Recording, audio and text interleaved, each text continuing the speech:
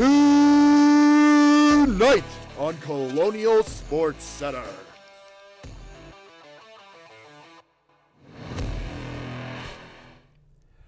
Good evening, everybody, and welcome to another edition of Colonial Sports Center. We are your hosts. I am Brett McGulick, joined by my partner in crime, Caden Hyde. Caden, what do we got for the people at home tonight? We got a lot of good Bobby Moe sports coming up. We have the men's basketball team of March Madness. We have some lacrosse and some softball. So why don't we get into it? Let's get into it. You're going to kick us off with some March Madness. All right, so as we all know, the Colonials headed up to Cleveland for the round of 64 for March Madness, taking on Alabama. So why don't we check out some of the highlights? So as we can see here, Amarion Dickerson playing back at his hometown, the team getting all warmed up and ready to go. Starting out in the first half, Colonials wouldn't start off all too hot. See right here, lob up to Clifford Omori, who hit 7 out of 7 field goals in the first half. Absolutely dominant. Mark Sears working inside, passes it over to Darion Reed for another slam. Colonials gotten up a lot of points in the paint up here early, as Cam Woods passes out to Ryan Prather for a three, for his first three-point make of the game to bring the game back within 3. Ryan Prather kicking it off with 5 straight points. So it was a good day for him. As DJ Smith takes the mid-range there, as Alabama gets right back to work. That's Chris Youngblood, the graduate student, missing the 3. The rebound goes to DJ Smith, passing it all the way across the court for the slam by Amarion Dickerson. Something we'll be saying a lot here today. He was absolutely fantastic. As you can see here, paint just kind of collapsed. Amarion Dickerson get back on the fast break to throw down the two-handed jam. As Cam Woods takes it inside, passes it back out to Dickerson, not known as a shooter, but drains the tray right there. Dickerson was fantastic this game, balling out in front of his hometown. He put up 25 points this game, leading all scorers. As Cam Woods puts up a 3 there, and that's good to bring the Colonials once again within 4 points, keeping it close against the #1 offense in the country, as LeBron Philon passes it back out over to the shooter who puts up the 3, and it goes in. That was Darion Reed. He had 9 points on the night for the Crimson Tide. And the Colonials would answer quickly with a nice lob and 1 to Amarion Dickerson. His finishing ability really being shown on there as the Horizon League Player of the Year. Shows up the lob to the Horizon League Defensive Player of the Year. Call them the never quit Colonials because they kept battling in this game and they never went down easy. And Dickerson once again shows off his finishing chops, taking a missed Cam Woods floater off the putback, posterizes 2 players, one of them being his own teammate. You know, Cam Woods struggled this game, but he did end up almost pulling out a triple-double. Putting it all out on the line for this team. Speaking of Cam Woods, there he is again with another full-court pass to Fulgaris for another nice throwdown. You can see here Alabama working, taking it inside, puts it up, blocked. Blocked Cam Woods. Cam Woods gets the ball back, throws up a lob. Dickerson comes in with the flying layup finish. Colonial fans and players are ecstatic. And then Dickerson once again sends it to the 5th row. He has been all over the court this game, and the intensity just doesn't stop. He was by far the Colonials MVP for this game, but this one is huge right here, Caden. As Joshua Madrafo takes it inside, and do my eyes deceive me, or is that an RMU Colonials lead in March Madness? They do not, Caden. This team battled all the way back, and they got a lead here. As Alabama takes it inside, that's Aiden Holiday throwing up the lob to Grant Nelson, who was questionable coming into tonight's game, but Oates over there in the Alabama coaching staff put him in because the Crimson Tide were in deep trouble as Mark Sears just muscles his way inside for a tough basket. Sears had a slow start to the game, only making 2 of his 6 field goals in the first half before finishing with 19 points. Here comes closer to the end of the game, and that is Mohamed Diabate finishing with the 2-handed layup as the Crimson Tide pull away in the last couple of seconds to continue to win the game for the Crimson Tide. Caden, the Colonials really held on this game. They went down by double digits a couple of times. Let's take a look and see what the players have to say. In the game, we had the lead up. We had the ball. I feel like that's a possession I feel like I wish I could get back.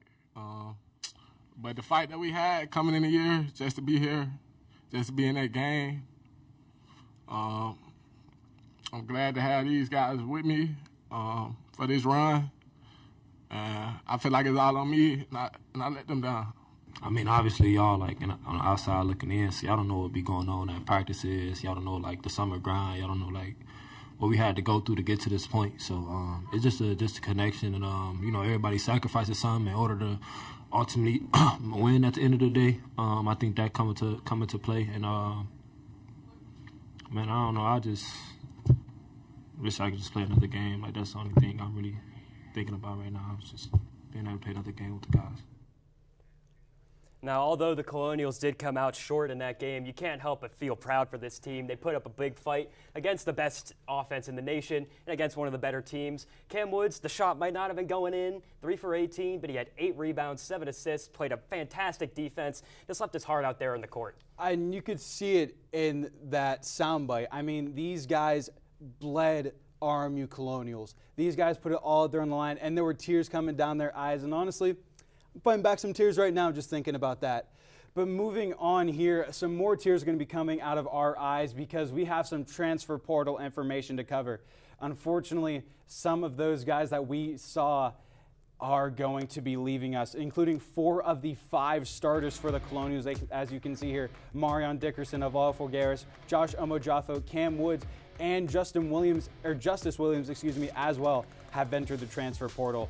Not what you want to see here as a Colonials fan, but Caden, what do you think? I mean, it's something hard. It is going to be hard for these mid-major teams moving forward, is that whenever one of the teams like RMU or a team like Oakland or any of those small schools have a big run, the players all go towards greener pastures. Like Amarion Dickerson, you can see here, he already has offers from Kansas State, Louisville, NC State, and as of today, he also got an offer from Syracuse. Now, Alvaro Folgaris, the Horizon League Player of the Year, because he's a sophomore and has a lot of developing left to do and a lot of time left to play in college, he's getting calls up from the SEC. From Kentucky and from South Carolina, 2 big-ticket schools. Now, it's a little bit too early to tell now for Josh Omojaffo and Cam Woods, as they both entered the portal today, but they're most likely going to get some looks. And Justice Williams, who played well last season, the seasons before for the Colonials, already has an offer from Temple out in Philly. Yeah, it's just crazy. Like, these guys meant so much to the Colonials, and they've been so good that they are going to try to look for bigger and better things. Coach Toole came out and said that this team may be the best team the Colonials have ever had. They tied program record for points in the NCAA game, and they tied the program record for wins with 26. Now, we don't know exactly what is going to be next for the Colonials, but Michael Deemer has a scoop for us on what's next for this team.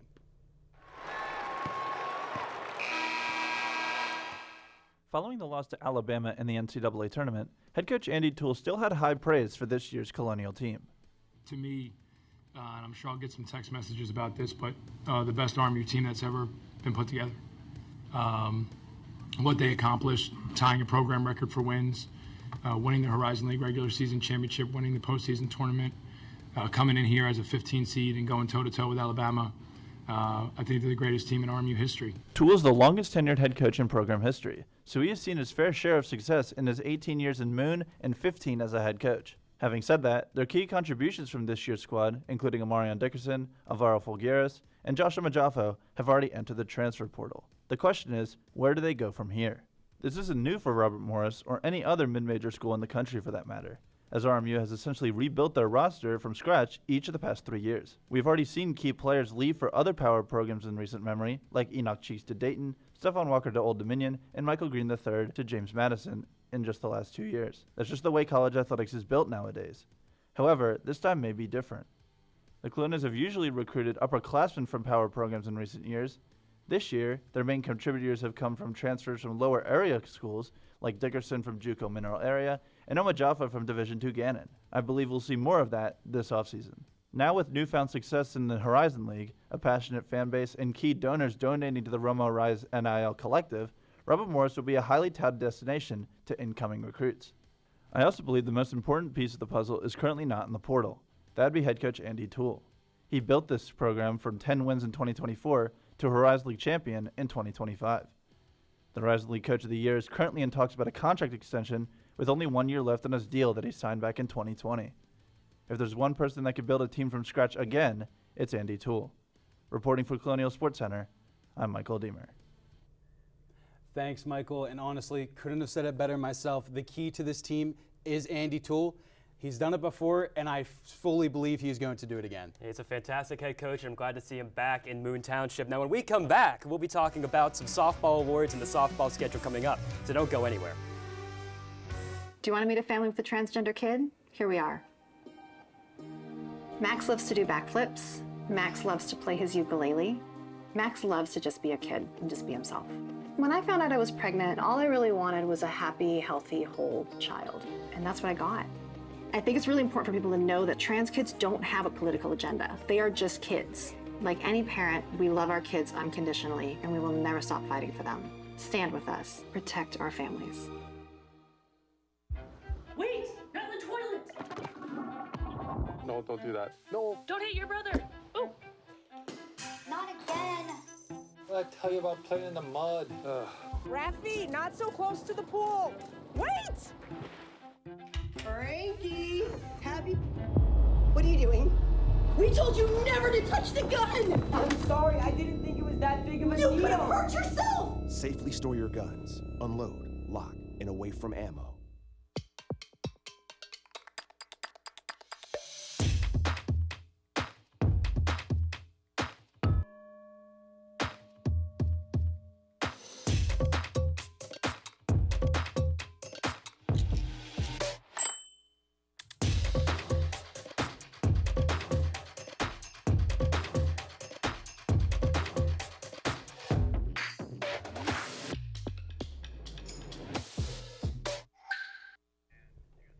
Now, welcome back to Colonial Sports Center. Now that the hardwood season is over, it's time to shift our focus over to the diamond. Brett, how's it going? Yeah, Caden, you are correct. Now, basketball season may be over, but the RMU softball team is white hot. They're 12-9 on the season so far, but they have won 8 in a row. Let's take a look to see how this team has fared in their last 4 games. You can see they dominated in these last 4. They have swept Green Bay. Overall, they've outscored Green Bay, and they're in those games 16-7 overall. Courtney Polich has been amazing, 17 runs, 19 hits, 18 RBIs with 5 home runs on the season. RMU, in fact, leads the Horizon League in home runs. And obviously, DeVault has been a dog. But the one thing we need to talk about here is Mary Brandt has come out as a rising star for the Colonials. As a freshman, she's been hitting very well, 3.73 batting percentage, 1.3 OPS, and she currently leads the team in singles, doubles, and home runs in those wins against Green Bay. Then moving on to Kent State, the offensive onslaught continued. Courtney Polich, 6 RBIs. Brandt also had an RBI. And it's just been a fun time here for the Colonial softball team. After a little bit of a shaky start, but they brought it back together. And the Colonials are going to travel to IU Indy tomorrow at 3 o'clock.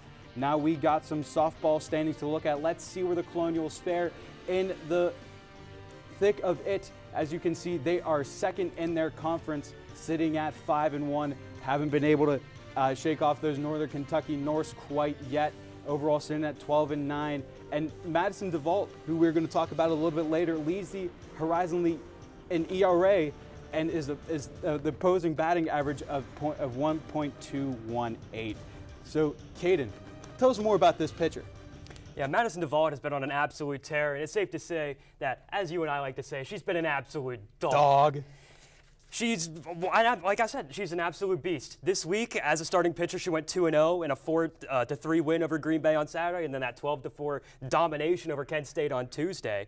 She's also gone 4-4 on the season, but over this week, she has a total of a .58 ERA. Ooh. Absolutely insane, and a total of 22 strikeouts from the senior up on the mound. She's also having an absolutely fantastic season overall, as she leads the Horizon League in ERA and opposing batting average, as you said.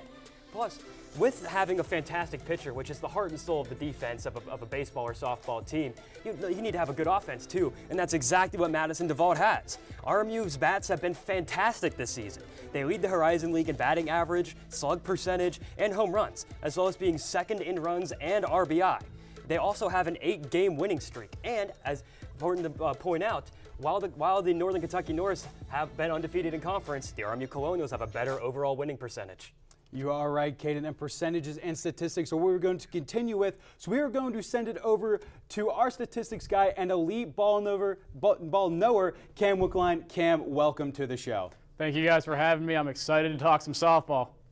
Alrighty, let's get right into these questions. I have a few questions here for you, so let's get right into them. So the Colonials, they're 5-1 in their conference. What has led to their hot start so far this season? The big difference this year is the offense.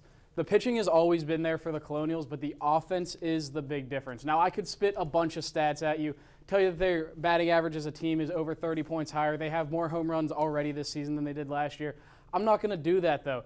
The simple fact is they've been aggressive this year. Last year and just previous years as a whole under Jex Varner, they've been really passive at the plate, willing to let a lot of pitches go by, attempt to work counts, and while that can be a good theory, that softball field is a place to hit. When the wind blows out, you can hit some bombs there, and they seem to finally be taking advantage of that. They're getting in good hitters' counts, and they're taking swings. 1-0, even 0-0 sometimes. The aggressiveness has been the big difference in this team this year, and that's why in half the games they have as many home runs as they did last year. They have 40 doubles this year already in just 21 games. The slugging percentage is over 500. This team is really hitting the heck out of the softball right now, and that's just been the big difference in why this team has been so good.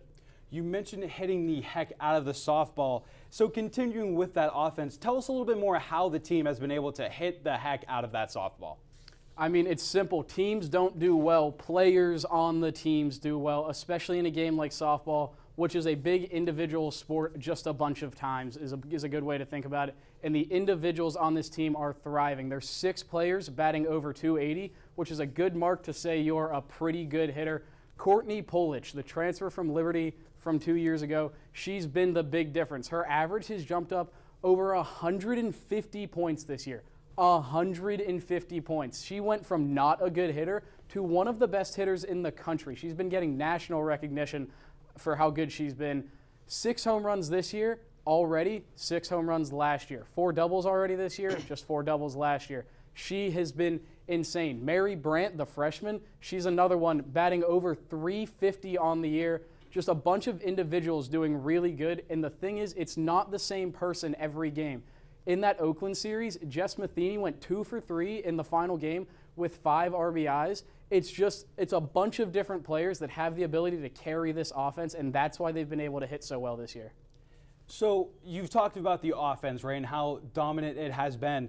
Let's move over from the batter's box to the pitcher's mound. We've mentioned how good DeVault has been this year, but how has this team fared around her on the pitcher's mound? Well, DeVault is the one I want to highlight because pretty simply, baseball and softball are very different sports, and that's big key to understanding pitching in softball. In baseball, someone can only go once a weekend or once every 5 days in the major leagues. In softball, one arm can carry you. And Madison DeVault is the only one that remains from that trio a few years ago of Dana Vitakis, Madison DeVault, and Jane Garver. Back when they had that 3-headed monster on the pitching mound, they could do anything. Now DeVault's the only one left, and she has been shining. In their 8-game win streak, the whole pitching staff has a 2.88 ERA. I'm here to tell you simply that will play, especially when the offense is hitting the way it is. And you can't forget Madeline Coleman. She also has gotten an award for Horizon League Pitcher of the Week. So Madison DeVault has been the story, but the supporting cast has been just good enough around her. They've been filling up the strike zone like we didn't see last year, not nearly as many walks. And as a result, the Colonials are winning a lot of games, looking really good in the Horizon League. Thank you so much, Cam. I mean, I know that basketball season is over, but it's great to see that we still got something to watch here on campus. And I don't know about you, Caden, but RMU softball team, dogs. That is going to do it for our softball portion of the show. When we come back here on Colonial Sports Center, we're going to catch up with the lacrosse teams. So don't go anywhere. The death of George Floyd, who died in police custody Monday night. Turning my pain into purpose is pretty much what I have done to start this foundation. It's going to take more than just us, you know, as a foundation. It's going to take the community, the world, to help us make a change because it just can't be us.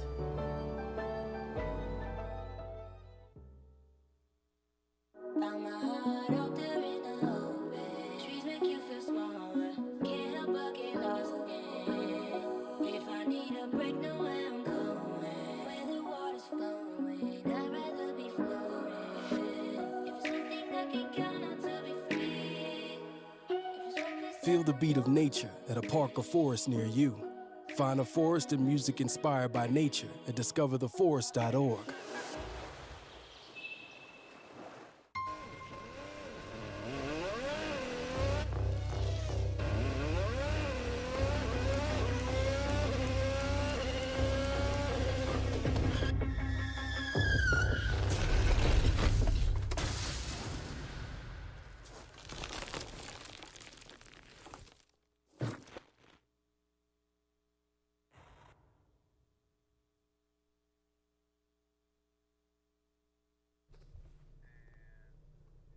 Welcome back to Colonial Sports Center. Let's move over to Joe Walton Stadium and catch up on some lacrosse. Caden, take it away. Now, the women's lacrosse team played the Old Dominion Monarchs yesterday at the Joe Walton Stadium, and they had a quite unconventional game. It ended up going into overtime with a combination of 9 goals scored in the final frame before the extra minutes. So without further ado, let's look at this game-winning goal scored by the Colonials. As we can see right here, freshman midfielder Mia Berthoff takes it, crosses inside, again to Gia Anthony as she finishes to win the game for the Colonials with 8.1 seconds left in overtime. Now, this was a huge upset for the Colonials as the Monarchs were 8-4, the Colonials only 2-7. So big dub for the Colonials women's lacrosse team.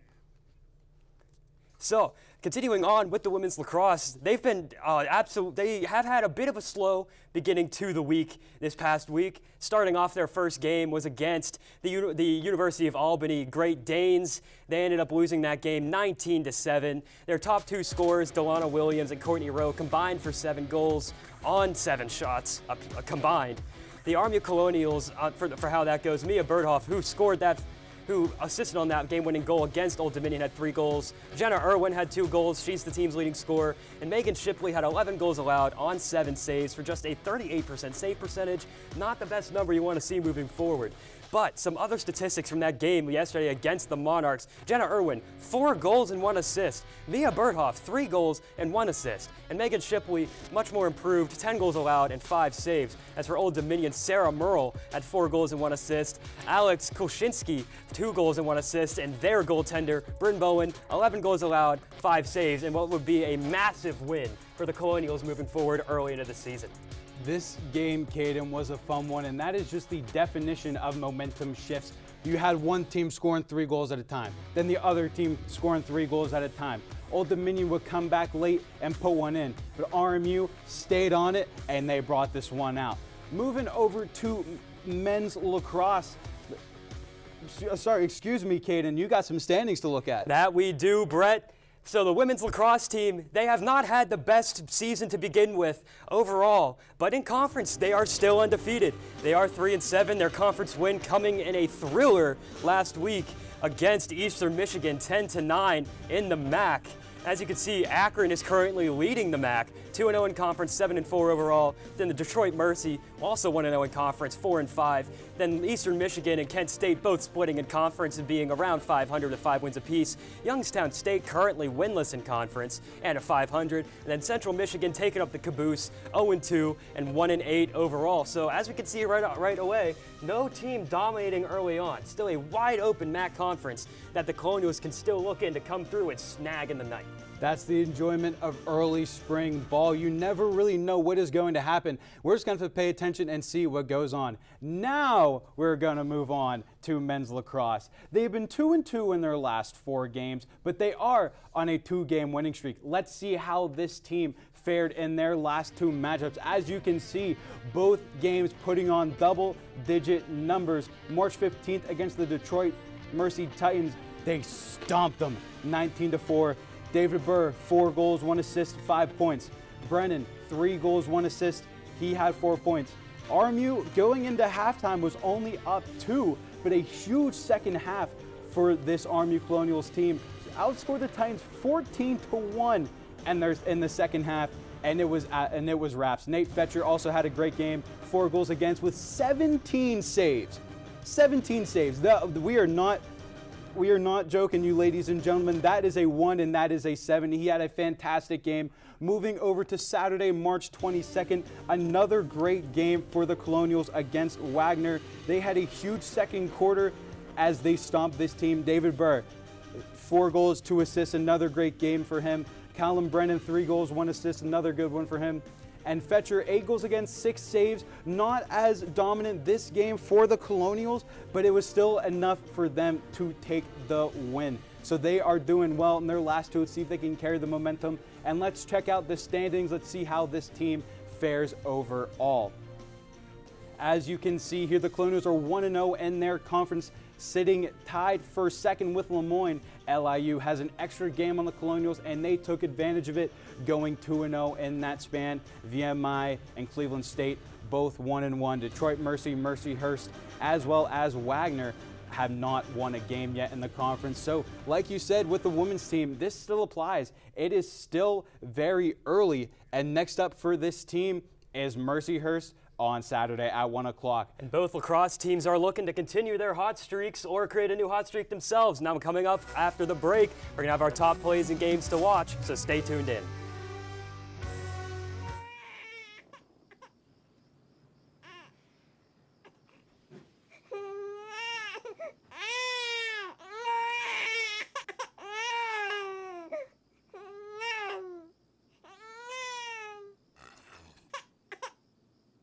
If you love them enough to suck the snot out of their nose at 4 a.m., then surely you'll check nhtsa.gov/the right seat to make sure they're in the right car seat. Today, we face an unprecedented crisis. Tens of millions of refugees have been forced from their homes. But you can make a difference.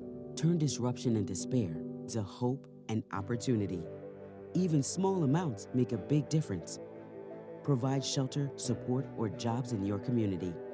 The more we understand, the greater sense of belonging we create. Act now. Visit supportcrisisrelief.org. I don't want to talk about it.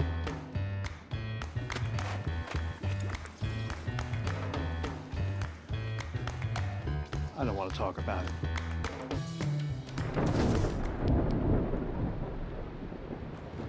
Families don't have to talk about everything, but they should talk about how to plan for an emergency. Get tips and resources to make your family's emergency plan. Welcome back to Colonial Sports Center. Let's get into our top 5 plays. Brett, why don't you start us off? It is everybody's favorite time of the week, number 5. We're going to take it to Cleveland. Cam Woods is going to find Amarion Dickerson out wide for a uncommon 3. But this entire game, everything Amarion Dickerson touched turned to gold.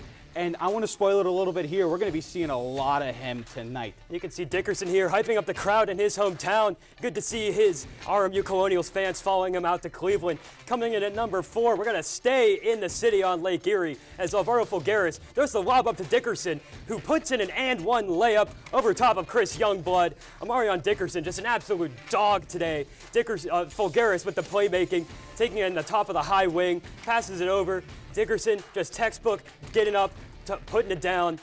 Big hype guy, huge moment for the Colonials. Dickerson looked like Super Mario on that play by how high he jumped. But moving on here, still with the Colonials, Cam Woods, and that was even more of a Super Mario jump for Amarion Dickerson. He finds the basket, he cleans up the Cam Woods shot.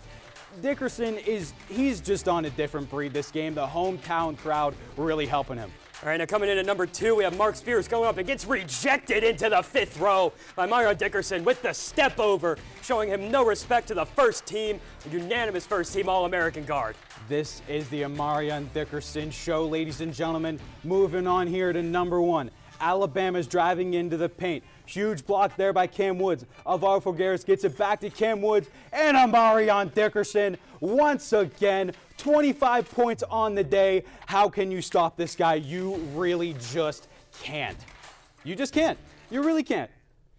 And that'll be the end of our top 5 plays and for Colonial Sports Center. I'm Caden Hyde here with Brett McGulick, and we'll see you guys next week.